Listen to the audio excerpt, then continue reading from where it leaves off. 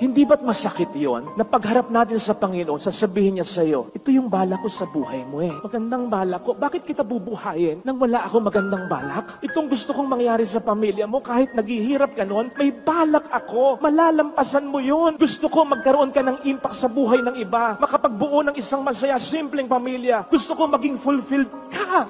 Dami kong magandang balak sa'yo. Ito yun! Sinayang mo. Dahil natakot kang magtaya, natakot kang lumaban, natakot kang magsikap, natakot kang sumampalataya, natakot kang maging expressive, maging social, natakot kang magpatawad, natakot kang ibigay mo ang best mo, natakot kang magpakabuting tao, natakot ka, tinamad ka, nawalan ka ng pag-asa, na ibigay mo sa akin ang sarili mo. Sinisigurado ko po sa inyo, saan man tayo mapunta sa kabilang buhay, yun ang parang patikim ng parang impyerno. And so, brothers and sisters, let us conquer our fear because God has placed all the best things in life on the other side of our fear.